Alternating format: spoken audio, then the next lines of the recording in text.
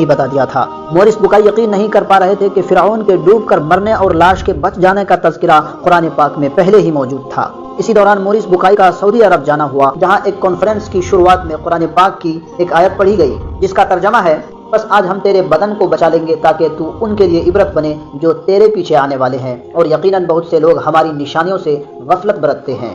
اتنا سننا تھا کہ مورس بکائی مارے جوش کے چیخ پڑے اور بھری محفل میں کھڑا ہو کر سب کے سامنے اعلان کر دیا کہ آج ہی میں اسلام قبول کرتا ہوں اور اللہ کی کتاب پر ایمان لاتا ہوں۔ فرانس واپس جانے کے بعد مورس بکائی لگاتار 10 سالوں تک قرآن اور سائنس پر تحقیق کی، ریسرچ کیا اور ثابت کیا کہ قرآن کی ایک آیت بھی سائنسی اصول سے نہیں ٹکراتی، بلکہ سائنس آج جو کچھ بھی بیان کر رہا ہے قرآن اسے ہزاروں سال پہلے ہی بیان کر چکا تھا۔ اسلام قبول کرنے والے 7 سائنسدانوں کی لسٹ میں تیسرا نام ای مارشل جانسن کا آتا ہے۔ یہ 1930 میں امریکہ کے فلاڈیلفیا میں پیدا ہوئے۔ جانسن ان سائنسدانوں میں تھے جنہوں نے ولیم کیتھ مور کے ساتھ سعودی عرب کے شاہ عبدالعزیز یونیورسٹی میں قرآن پر ریسرچ کا کام شروع کیا اور پھر اسلام قبول کر لیا۔ انہیں سعودی عرب نے 1982 میں قرآن اور سائنس پر ریسرچ کرنے والی کمیٹی کا ممبر بھی بنایا۔ انہوں نے اپنی ریسرچ سے ثابت کیا کہ قرآن نے ایک خون کے لوتھڑے سے بچے کے بننے اور پھر اس کی ہڈی میں تبدیل ہونے اور ہڈیوں میں گوشت چڑھنے کے جس عمل کو بیان کیا ہے، یہ جاننے میں سائنس کو سینکڑوں سال لگ گئے۔ جانسن کے مطابق قرآن میں سائنس کے تعلق سے جو کچھ لکھا ہے اسے یقیناً پیغمبر حضرت محمد صلی اللہ علیہ وسلم تک اللہ تعالیٰ کی طرف سے نازل کیا گیا تھا، اور یہی ہمارا بھی ایمان ہے۔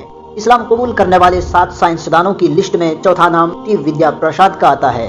اس کی پیدائش 1940 میں ہوئی۔ انہوں نے کئی سالوں تک یونیورسٹی آف لندن اور یونیورسٹی آف ویسٹ انڈیز میں اناٹمی سائنسدان کے طور پر خدمات انجام دیے۔ اس کی پیدائش ایک ہندو فیملی میں ہوئی تھی۔ انہوں نے قرآن سے متاثر ہو کر اسلام قبول کر لیا۔ ٹی ودیا پرساد ولیم کیتھ مور کے ساتھیوں میں سے تھے۔ ان کی بھی سائنسی تحقیق اور ریسرچ میں بڑا حصہ اور بڑا کردار رہا۔ انہوں نے قرآن اور ایمبریولوجی پر 25 سے زائد کتابیں لکھی۔ انہوں نے مصر کے قاہرہ میں ہونے والی international conference of scientific sign of the Quran and Sunnah میں حصہ لیا اور بتایا کہ قرآن میں بچے کے اندر روح پڑنے اور جان آنے کے بارے میں جو کچھ بھی بتایا گیا ہے وہ بالکل صحیح ہے۔ انہوں نے قرآن کی سورہ مومنون کی آیت نمبر 14 کو پڑھتے ہوئے کہا کہ یہ وہ سچ ہے جسے سائنس بھی جھٹلا نہیں سکتا، اسی لیے میں آج ہی اسلام قبول کرنے کا اعلان کرتا ہوں۔ اسلام قبول کرنے والے 7 سائنسدانوں کی لسٹ میں 5واں نام آرتھر ایلیسن کا آتا ہے۔ انہوں نے ہی لندن کے پہلے international conference of electrical machine کی شروعات کی تھی۔